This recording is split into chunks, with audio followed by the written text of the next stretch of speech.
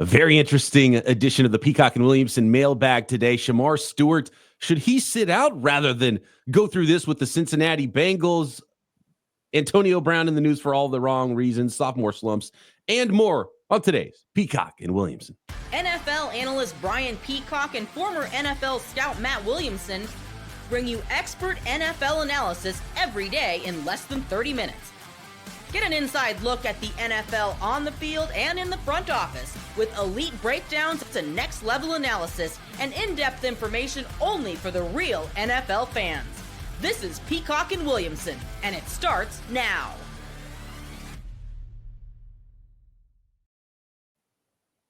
Welcome to the Peacock and Williamson NFL Show. Brian Peacock alongside Matt Williamson at BD Peacock at Williamson NFL. Thanks, everybody, so much for making us your first listen on the Locked On Podcast Network, your team every day. Love and appreciate all the folks out there hanging with us as we break down the NFL every single day, even throughout the offseason.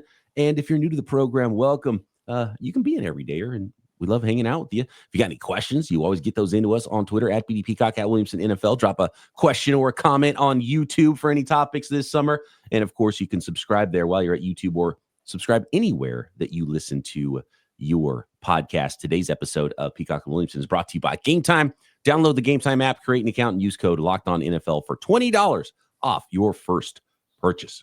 A happy Father's Day weekend for the dads out there. Matt, one of our listeners had the question about the hot dog roller. I imagine we're getting in the middle of June. It's hot dog roller season, right, in the Williamson household? Yeah, probably you're getting to be about that point, and taking it up a notch. You know, the party atmosphere it's graduation season for my son, a bunch of his buddies. Next year's my daughter. He's going to the University of Kentucky next year. Got a big graduation party planned, and I think it's due to show up today. But one of those like adult beverage slushy makers is going to be showing up at the door, I think, in the next hour or two. You got hot dogs rolling over here. You got the daiquiri machine over here. Got that right, man. Brother. Yeah, that's going to be a lot. Grill of fun. Going, whatever. Right. I'm actually kind of bummed that I'm 3,000 miles away from where that's going down man. This weekend. It is my son's birthday as well on Father's Day here. So very cool. That was a really cool present 7 years ago to have a child, and all of a sudden 2 days later, my first Father's Day. That's pretty awesome. That's one of the about as quick as you can celebrate Father's Day and still be allowed. Right? 24 hours, no sleep. Like, oh, cool, it's Father's Day. This is awesome. Yeah, and meanwhile, my father wants nothing to do with any of us because the U.S. Open's here in Pittsburgh, and he's just glued to that. He's like, hit me up for Father's Day on Monday. I mean, I'm busy this weekend, glued to the Open because it's an Oakmont. Just save one slushie and a dog for dad. For old man Williamson, right? Fantastic. This question from Randy: should Shamar Stewart sit out? This is getting to be very interesting. Well, there's a few. I mean, there's a million angles with Shamar Stewart's holdout. Rookie, 17th pick, first rounder in the NFL draft for the Cincinnati Bengals. There's something that seems, from my vantage point, pretty darn minor with this contract that neither side wants to back down from. Yeah, and Shamar Stewart at left minicamp, and he's been kind of vocal about it. And he told reporters that he feels good about where he's at, that he's doing the right thing because veterans and star players, as he put it, have told him he's doing the right thing in his locker room. And which is like, okay, if you're the Cincinnati Bengals, Matt, before we get to the part about, what could happen here with Shamar Stewart, if you're the Cincinnati Bengals, Matt, at what point are you setting good precedents for yourself in future bargaining and negotiation? And what point are you hurting your own franchise in doing all of this and essentially making players not want to go there, and potentially rather, if the Cincinnati Bengals call their name on draft day, say, I might sit out of here and go back into the draft next year?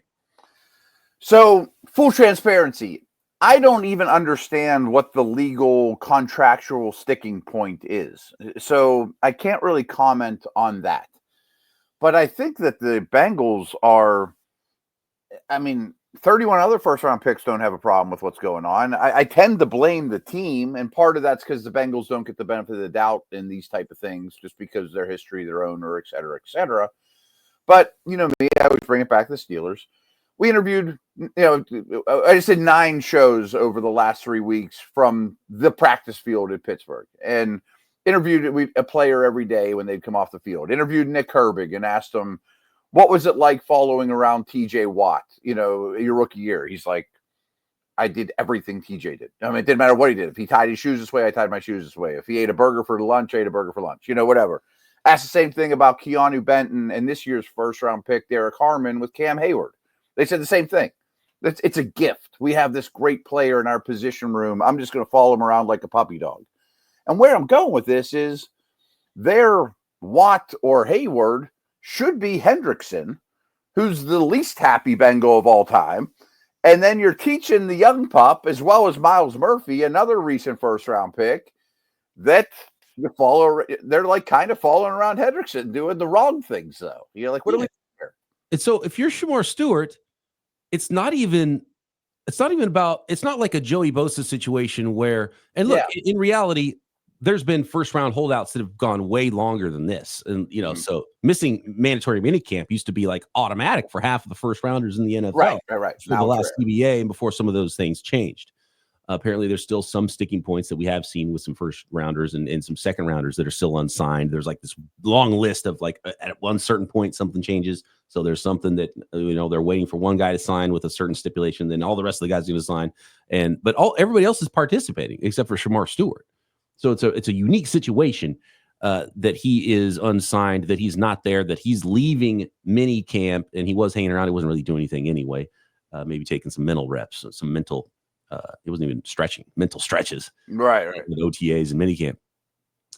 But if you are Shemar Stewart, it goes beyond just getting this contract signed, and that's the part where sitting out starts to become, I think, a reality and something you have to consider if you're Shemar Stewart, because you look at, okay, well, we signed this contract. Well, what's going to happen in 4 years? And you look over at, you don't look over at him because he's not there either, Trey Henderson. Right. You're like, then am I going to become Trey Henderson? And then they're going to franchise tag me, and I'm going to go through that later in my career? And not to mention, even the guards and safeties and other people that are in the cafeteria are having this conversation too. And they're on the player sides. They're on Stewart and Hendrickson sides. And I'm maybe T. Higgins or whoever went up to him and said, "You're doing the right thing. Congratulations." Right. You know what I mean? Like, I get it. Got a franchise tag. Maybe it's Joe Burrow himself. If the quarterback, Joe Burrow, comes up and is like, "Hey, hang in there, buddy. I understand it. You're doing Orlando Brown. Someone's just been around the block, whatever.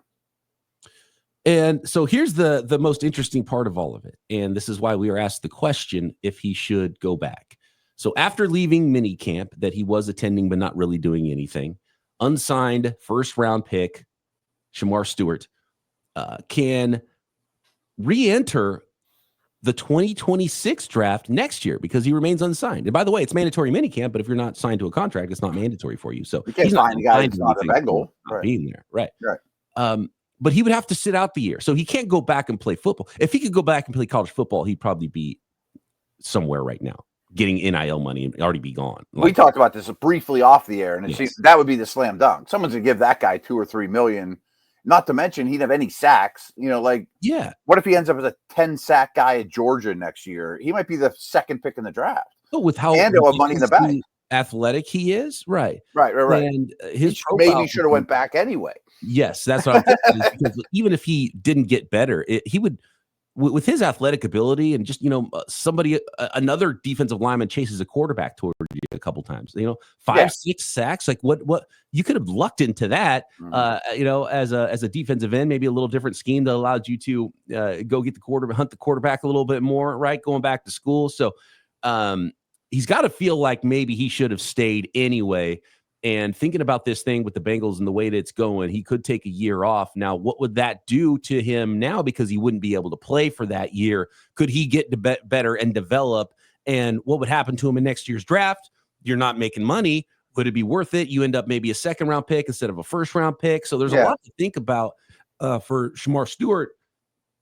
It's not like he's going to improve his 40 time in vertical. I mean, those things are already great, Yes. And so I wonder where, if you're playing this out and you're Shamar Stewart and you're the agent and you're the family, you're trying to figure out what's the best thing to do, where does he get development this year would be my only question. And if you feel good about that, then And part of me, just as a fan of the game, just super interested and kind of want to see something that we've never really seen happen. Yeah, it'll be fun. I don't want to see it happen just to watch how that goes. And I wonder what's the turning point. I guess he could still play this out and wait and see if he signs, and then at some point he says, "Here's the turning point.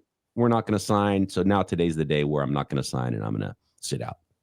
My hunch, that's wonderful, and it would be interesting. And I love that you always root for chaos too, there is a little chaos starting, and there could be more brewing, Yeah. But I bet in the end, he actually has a decent bargaining chip, and he reports the first day of training camp, and we don't talk about it anymore. That's very likely what's going to happen. Yeah. And to be honest with you, that's the thing that should happen. It should happen. I'm kind of just rooting for chaos and just something I've never seen before and see how that goes. And it is difficult for Shamar Stewart. He needed OTAs. He needed mini camp. Unlike Joey Bosa, who's a fully formed football player, Bosa could have sat out a year and be awesome going into the next year. I don't know if Shamar Stewart, you can say that about. Like, the thing he needs most is development and some time playing on the field, working on things. Yeah. And, just doing track stuff is not going to help him. He needs to do football type stuff and work on technique. Could he get that work done? I don't know. I bet Trey Hendrickson could teach him some things. I'd be hanging out with Trey Hendrickson whether I sign with the Bengals or not. But he's not there either. I mean, all these guys you're counting on to the nth degree are all hurting each other's causes to some degree. Like you said, Stewart he needs every film session with the defensive end coach. He needs every individual, and I didn't love the pick to begin with just because their recent history of developing defensive players is terrible. And he's a developmental player. Next, Antonio Brown in the news for all the reasons. Matt, I know you have some insight. We're going to utilize your insight as well now that you've seen a mini camp of Aaron Rodgers, what he looks like with the Pittsburgh Steelers, and why do sophomore slumps seemingly exist all too often in the NFL? Next. This episode of Peacock and Williamson is brought to you by Gametime. There's nothing like a playoff atmosphere. Man, the NHL playoffs are fun. NBA playoffs, game 4 tonight. And the intensity, the buzzer beaters, fans losing their minds. It's the kind of atmosphere you must experience live in this year's matchups. Already delivering. If you want in, Gametime makes it fast and easy to get seats, even for the biggest playoff games. Prices on the app actually drop closer to tip-off. Killer last-minute deals. Panoramic seat views, no surprise fees. Gametime is a total game changer. I love Gametime. I've used it so many times to get concert tickets, to go to baseball games, get football tickets, every kind of ticket that you might want to go see, comedy, theater. You can find it on Gametime. And if you're someone who's going to look, this is a sports podcast. I know you guys buy tickets. You should have Gametime in your pocket at all times if you're a sports fan or a concert fan or a music fan or anybody that might ever go to any kind of event like that. Matt, I know you've used Gametime to go get... Got me to Pearl Jam, yeah. Pearl Jam, there you go. So take the guesswork out of buying tickets with Gametime. Download the Gametime app, create an account, and use code LOCKEDONNFL for $20 off your first purchase. Terms apply. Again, create an account and redeem code LOCKEDONNFL for $20 off.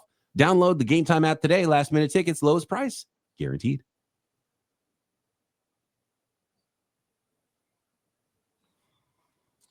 So Joey Bag of Donuts, who's always getting involved with the Peacock and Williamson mailbag. Oh, yeah. He says, why does it seem like sophomore slumps happen so often? And I don't know if they even happen that often. That's what I was going to say. I just think that we notice it when it does happen, I think is the big thing, because it's just such a bright, screaming thing. Because I think it's somewhat rare for a rookie to jump out and look awesome. And I think that it's more likely that a player's progression is a little bit slower in the NFL, right? Year 2, year 3 breakouts. And so I think it's just such an obvious thing when a player is good right away that you expect stardom every single year. And I just think that when you look at the sample size, the reality is that players are going to kind of always regress toward the mean, whether they're getting a little bit better or a little bit worse in a lot of cases in years. I 1,000% agree. I don't think they're as common as this question implies, to be honest with you. Now, if Jaden Daniels takes a step back, much like Stroud did, I 100% agree. I mean, like, what do you think the Eagles, Cowboys, and Giants defensive coordinators are doing all the time right now? Figuring out your weaknesses. That pitcher, the dude that can't hit the curveball the second time through the league, Well, you get a lot of curveballs. I mean, so there's some of that, maybe more exposure to the player. I can dig up weaknesses. These opposing coaches are pretty darn smart too. But really, other than that, or an injury or something along those lines, I don't think this is the phrase I want, but a great excuse for a sophomore slump, because I say this a couple times a year, usually starting about now up until training camp. If you think about a player's rookie year in the NFL, and you start their timeline with the day training camp opens for their last college season, they basically are nonstop that entire time. It's training camp, college season, maybe a bowl game or whatever, Senior Bowl, combine, draft prep. You get drafted. Yay, you have one party. And then you're like at rookie mini camp like the next day. And then you're doing OTAs. And then you finally get a break like everybody else does this time of year. But then you got to go do your rookie year where you've never played against people this good, preseason, a longer season than you've ever endured, maybe a postseason. And now, finally, with the day you get eliminated, you can finally exhale after playing so many seasons under the same timeline over the course of the year. This one was way different than you've ever had, starting from beginning of training camp to end of your elimination rookie year. So year 2 should be better. I think you hit on a big one too, is how quickly you can adjust to the adjustments, because you don't know what you a lot of times you don't know what your hole is. So you don't know the thing that you're going to adjust to yet. Like, you're still doing all the same things you did in your rookie year. You're building on that. Meanwhile, there's defensive coordinators out there that are finding ways to attack you. And now you're sitting there in week 3 and you have to figure out how to beat the thing that you didn't know was coming. Something's coming, but you don't know what it is. Right. And you mentioned the baseball player things, like can't hit the curveball. Or maybe pitchers realize, man, if he can't handle the fastball in on his hands. And so all of a sudden you start getting burned up on your hands, and all of a sudden you're hitting 250, and you got to work on that. But you didn't know that was going to be the thing until they start attacking you that way. Right. And with football, it's the same way. Like, how are they going to defend your football team? And then you've got the offensive coordinator and the quarterback coach, and everybody has to come together to try to figure out how to defeat this thing. And so it's the adjustments to the adjustments, and that can lag a little bit too. So you might finally figure that out, week 14, and now that's not going to show up in the stat book until year 3 of your career. And maybe you have a tell. You're a guard that leans too heavy on his hands, and you get white knuckles on run plays, or you're really light and somebody figures it out. I mean, Teddy KGB's eating those Oreos. You know what I mean? Like, it's just things that, and if you don't adjust. Now, where I do feel for guys are, say you're a 3rd round pick, you have a B to B plus rookie season. Things are looking promising. It looks like a nice pick. Everyone's happy. And then that coaching staff and front office all gets fired to no fault of your own. And then the new people come in, and it's like, well, why do you take a step back? He's like, well, they're using them totally different, and they don't like them. His own scheme, right? It's a gap scheme. And Right. Like, what are we doing with this guy? Those are the guys I feel for. So many moving parts in the NFL with scheme and how you're used. And that's important. I think a lot of NFL careers are probably ruined because they went to the wrong landing spots. And some guys maybe wouldn't have had as good of an NFL career if they didn't land in the spot that they landed in. And it's triple as important for quarterbacks. Yep, absolutely. Brock Purdy, perfect example. You're exactly. He might not have made the team for other franchises, and he just got paid $3 million a year. Yep. Or and it's true for the first rounders too. That man, I just have offense coordinator after offense coordinator. They get more chances, but still.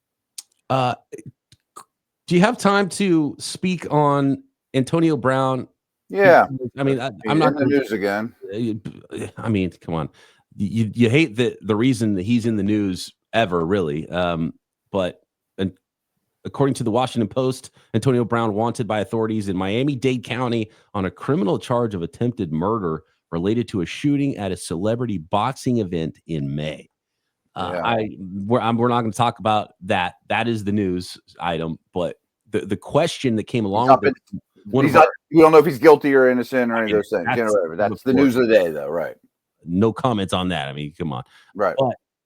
But the question from one of the listeners was, where did it change for Antonio Brown being one of the best wide receivers in the NFL essentially, like, was it a Vontez Burfict hit and his brain chemically changed and he's imbalanced after that moment in his NFL career? Or was he always weird? We just didn't know it until it started happening more often. Like, from your vantage point, Matt, covering the Steelers, what was Antonio Brown like? And was there a turning point in his life?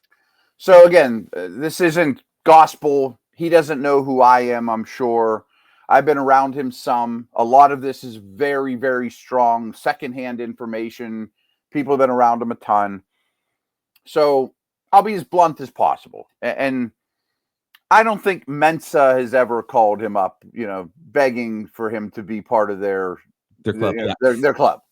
So there's that. But to AB's defense, he grew up more or less in like the worst area of Miami, kind of homeless and on his own, and trust has always been a problem. He's been, didn't really have a support system for much of his life, I guess, as a young human being.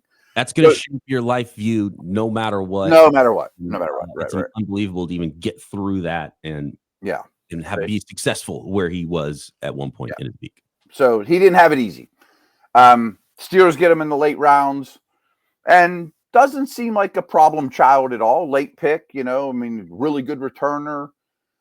And I'll say the good stuff first, because he was a home run player. And frankly, there was a time, probably a 5-year stretch, where I thought he was right with Julio Jones as the best receiver in the league and easily a top 10 football player walking the planet. And to his credit, and I think some of his background had something to do with it, an insanely hard worker, had to hide his helmet, drag him off the practice field. I mean, when I worked for ESPN, our local Steeler reporter, they have regional reporters or whatever, he was ill or something. And they're like, well, Matt's in Pittsburgh, maybe he can go down. And they were dropping, there was some kind of Guinness Book of World's Record thing. They were dropping footballs out of the sky with a drone to see how high up he could catch one. Mm-hmm. And I just had to interview him after. I had to wait like an hour for him to be done with his stuff after practice. If you watch him at training camp, he was an insane worker and loved it, and probably was part of the, got me off the streets and this is what I'm good at. So to his credit. And so early career is a massive success story, as is pretty much all of his football career. Now, the Burfict hit, again, this is what I've been told, and it adds up. Hold on, Matt. Can we pause? Here's the switch. Let's pause there with the Burfict hit. Yeah. And get to the rest of it here next with Antonio Brown and where things might have changed. And we need to get your reports on Aaron Rodgers from Steelers camp. Yeah. Well, because the listeners want to know next.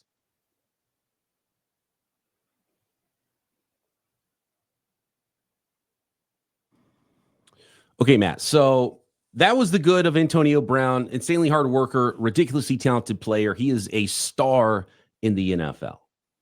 And was the Burfict hit the turning point? Sort of, from what I understand, but not exactly from the way you think.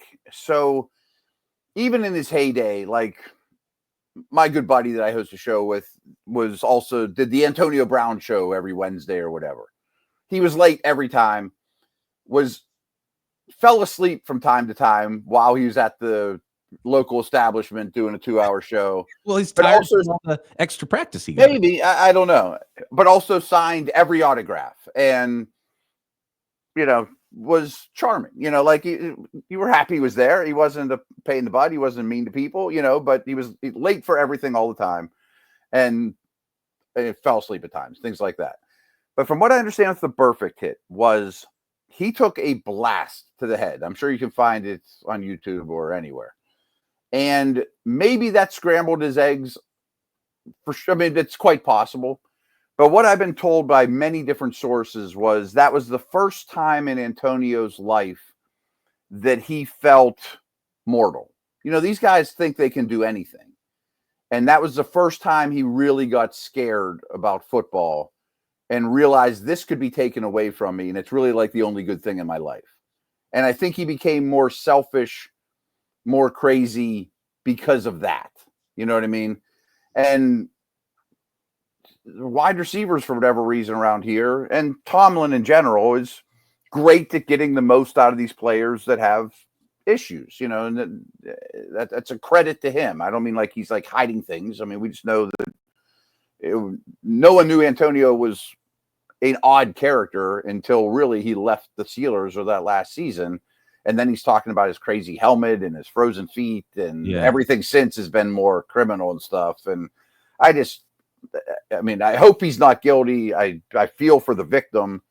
And again, we can't talk about that, but nothing's going to be crazier than a football life Antonio Brown. And and it probably won't end well when it's all said and done for Antonio. Mm-mm. And yeah, so essentially it's everything. It's how he's everything, up. Right? It's how he's wired from, naturally from birth. There's, so then it's like, okay, how did you get to where you got? And there's potential, he seems like an extremist, CTE, brain damage is part of it. The CTE ESPN is his hashtag on Twitter. By the way, Antonio Brown does not tweet from his account. He sold that account a long time ago. So when you see those Antonio Brown tweets, right? Yeah. No, he doesn't run his account. He sold his account to somebody a while ago. When you see those like timely, really funny Antonio Brown tweets, that's somebody pretending to be Antonio Brown. Just for the folks, I've suspected that, but I didn't know that. Okay, ESPN is the way. Like, but I think he was at one point doing weird tweets, and so it doesn't seem that off from what he was already doing when he did run his Twitter account. And I think the other thing that goes. And there might be a little, Aaron Rodgers as we transition to that. I think money and fame changes people too. It has to times 1,000. Yeah, I mean, it has to. You're just in the spotlight. It's pressure. It's money. It's fame.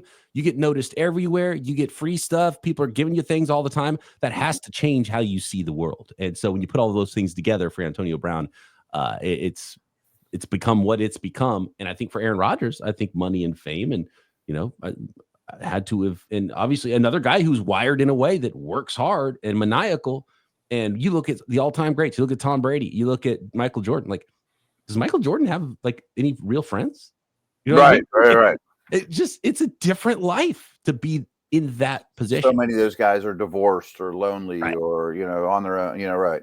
And so you can see how it can go very south. For some guys, they just end up quirky. For some, potentially criminal. And so that's just the life of, I think, being rich. Not that he's without blame, but there's some sadness involved in the story too. Absolutely. Right. Being rich and famous, and maybe a little bit of a weirdo, Aaron Rodgers at Steelers camp. You've seen many, many Steelers quarterbacks throw footballs in camp, Matt. This will be the fifth new starter in a row. Yeah, and now you've seen Aaron Rodgers, future Hall of Famer, 41 years old. Does it look different?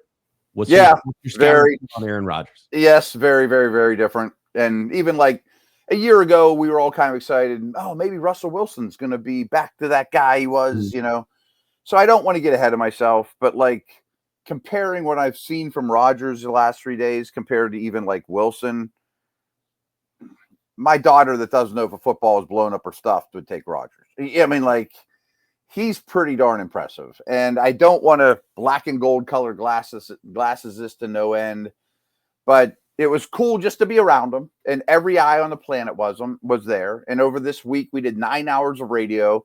And at the end of the week, I joked, I'm like, we've hardly brought up TJ Watt holding out, the first round pick Harmon, which is always the talk of minicamp, last year's first round pick who missed the whole year. DK Metcalf looks like a cyborg out there. We hardly ever bring that up. All we do is talk about number 8, Rodgers. And I was glued to him the whole time. And he is so engaged on the field. He's either he's half the time he's coaching a young dude up about some kind of tip. The other half, he is in the quarterback coach or offensive coordinator's ear 6 inches away getting coached up. Yeah, and he flicks a ball and it comes out like a rocket, perfectly like you thought. I know he ain't what he used to be, and I know that I am too excited about it, but I'm excited about it. And I think him and Tomlin had a conversation behind the scenes many months ago saying, this league thinks both of us don't know what we're doing anymore. Right. How about we give it a run? Let's give it a run, and it's going to have to go this way, though. Yeah. And Rodgers himself said this week, right? Well, he's going to be it was going to be the Steelers or nobody. Mm-hmm. I don't think he had a lot of suitors. That's the thing, right? I mean, they could say they love each other, but I don't know that the Steelers had a lot of options or he had a lot of options. Right? Exactly. So it has to work. It is really the only options they had for each other, and it was each other's best option, I think, at this point. T-Mac's question about what I'm most confident about, though, is since Ben's elbow injury, and that which was he came back from it. But remember, there was like the Duck Hodges years after that. That was like almost 10 years ago, right? It was pretty long stretch ago, and I was there, probably 8, something like that. I'll bet everything I have Rodgers is their best quarterback since Ben's elbow injury. And that's something, My son turned 7 on Sunday. There's never been a good Steelers quarterback in his life. Probably true. Yeah. My son's 18. He's never had a Bears quarterback. I'm 52. There's never been a Bears quarterback, right? T-Mac's question on Rodgers was, if all 32 starting quarterbacks were available, how many would Steelers take before Rodgers? He did a quick count and says it's at least 25. I saw that. 2 different ways to look at this, and we're not going to go through every one. We don't have time. No, it would take forever, but that feels very high. But it depends on what you're talking about. If you're talking about long term, of course, you would rather take whatever Bo Nix becomes or JJ McCarthy becomes. Every rookie from last year for sure. Tim Ward, of course. You might even take Shedeur Sanders, right? Because we're talking about a 41-year-old quarterback. But we're talking about 1 year, 2025. I think it's a very different conversation. I don't think the number is 25. There might be 10 or 15, but that's about the max. Like who would I trade Rodgers straight up for now for this season? Especially after you've seen him and you've seen right. Yeah. I bet there's a dozen or so, like it wouldn't be a Carr. I thought Cousins was another option. I'll roll with the guy that has 4 MVPs. You know what I mean? Yeah, right. Yeah. I guess we could fight about the Tua Purdy level. I'd probably take those guys just because I trust their bodies more and all that. But I'm kind of enamored for a year, With Tua concussions. Right. And I'm sure even at this point in his career, Rodgers probably has a better arm than Tua. He makes throws that Tua can't. So his arm's really good. Yeah. I mean, I'd take Baker Mayfield over him. Over under on 50-yard touchdown passes from Aaron Rodgers to DK Metcalf this year, man. 3. He still does that really well. His deep ball outside the number stuff was excellent last year. Top 3. Speaking of, it's going to be fun. That's the key to me is the season has got a lot more fun. I think one of the big questions here when you talk about what a guy's been through and where his mind's at, is he okay with pressure around him, people around his body, his lower half? Does he trust it, or is he going to be getting the ball out too quick and not allowing those routes to develop to show off that arm that he still has? One of my biggest worries for sure. I mean, it reminds me of end of career Ben or all those guys, Eli and all those dudes. They don't like getting hit anymore, and I think Rodgers absolutely qualifies. So there will be a lot of quick game and, maybe more throwaways than there used to be, things like that, But he still has it, which is different from like late career Breeze and late career Ben. They couldn't throw. They were shot. Right. Even like Peyton Manning when he won the Super Bowl couldn't after the neck surgery. I've actually made those comparisons. Like Rodgers is still awesome from the neck up. Maybe not Peyton Manning level, but one of the best we've seen. And he can throw it better than Peyton Manning could, not as well as maybe Brady can. I don't know. We'll see. I think it's going to be very fascinating. And it raises the team's ceiling. Yeah. We'll see if they add another pass catcher. And it's going to be fun to track the Aaron Rodgers experience with the Pittsburgh Steelers. You got any questions for next week's mailbag? Hit us up at BD Peacock at Williamson NFL. Drop a question or a comment on the YouTube comments. Of course, subscribe while you're there. Matt and I back Monday. Have a good Father's Day weekend, everybody.